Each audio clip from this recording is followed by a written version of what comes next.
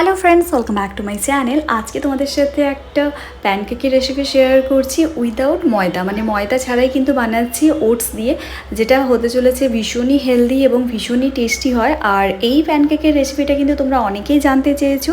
এর আগে আমি শর্টসে আপলোড করেছিলাম, তোমাদের থেকে খুব ভালো রেসপন্স পাই এবং তোমরা তার ডিটেলস রেসিপি জানতে চেয়েছিলে। তাই আজকে তোমাদের জন্য নিয়ে চলে এসেছি এই রেসিপির একদম ডিটেলস, আর সাথে কিন্তু অনেক টিপস এবং ট্রিক্স থাকছে। তাই জন্য ভিডিওটা স্কিপ না করে পুরো ভিডিওটা দেখতে থাকো। প্যানকেকটা বানানোর জন্য আমি এখানে নিয়েছি ওটস।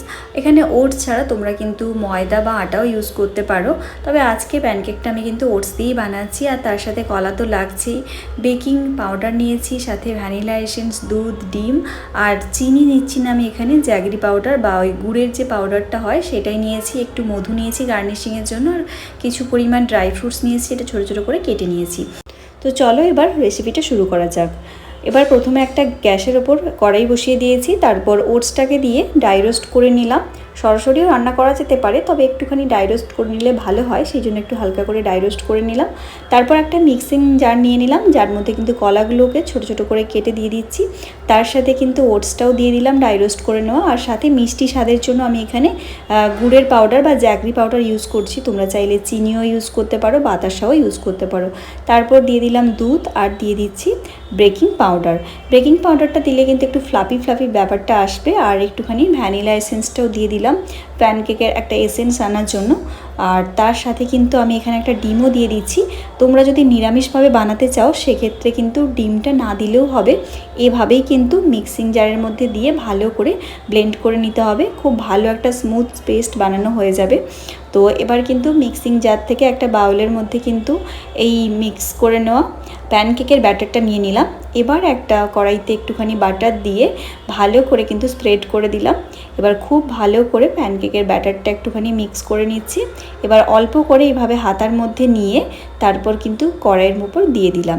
মিডিয়াম টু লো ফ্লেমে রেখে ঢাকনা দিয়ে প্রায় 1 থেকে হাফ মিনিটের মতো এক পিঠ হয়ে গেলে তারপর আরেক পিঠ উল্টে তারপর কিন্তু ভালো করে প্যানকেকটা বানানো হয়ে গেলে এবার কিন্তু তুলে সাইডে একটা প্লেটে রেখে দেবো। একইভাবে কিন্তু বাকি প্যানকেকগুলো আমি বানিয়ে নেব।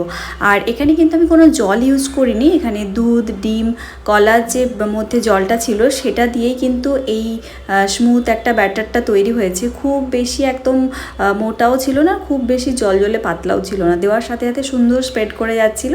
এবার আমাদের সমস্ত প্যানকেকগুলো হয়ে গেছে। এবার সুন্দর করে একটু ওপর থেকে সাজিয়ে দিলাম।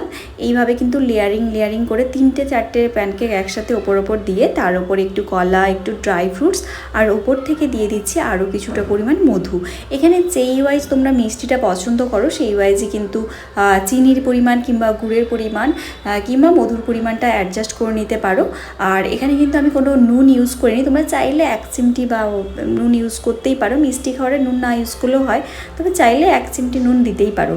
এবার খুব সুন্দরভাবে কিন্তু প্লেটিংটা আমাদের রেডি, আর দেখতে ভীষণ ডেলিশিয়াস হয়েছে। আর দেখতে সুন্দর হলে কিন্তু জিনিসটা খেতেও যেন মনটা ভরে যায়, মানে দেখেও যেমন মনটা ভরে, খেয়েও মনটা ভরে। আর ভীষণ টেস্টি হয় খেতে এবং ভীষণ হেলদিও। বাচ্চাদেরকেও তোমরা চাইলে দিতে পারো অ্যাজ এ টিফিনে। এছাড়াও কিন্তু তোমরা অ্যাজ এ ব্রেকফাস্টও বানাতে পারো। এখানে আমি ডিম দিয়েছি, তোমরা চাইলে কিন্তু ডিমটাকে স্কিপ করতে পারো। যারা একদম পিওর ভেজিটেরিয়ান তারা ডিম ছাড়াই বানিয়ে ফেলতে পারো। ছোট থেকে বড় সবার জন্য একটা পারফেক্ট রেসিপি, বানানোটা ভীষণ ইজি এবং প্রতিটা বাইটে কিন্তু একদম পুষ্টিগুণে ভরপুর। তোমরা এখানে ফ্রেশ ফলও যে কোনো ইউজ করতে পারো, এছাড়াও ড্রাই ফ্রুটস হিসেবে কিন্তু তোমাদের পছন্দ মতো ড্রাই ফ্রুটসও ইউজ করতে পারো। তোমরা অবশ্যই জানো রেসিপিটা তোমাদের কেমন লাগলো। ভালো লাগলে অবশ্যই লাইক, কমেন্ট এবং শেয়ার করে দিও ফ্রেন্ডস এবং ফ্যামিলির সাথে। এরকম আরও অনেক রেসিপি পাওয়ার জন্য চ্যানেলটাকে সাবস্ক্রাইব করে রেখো।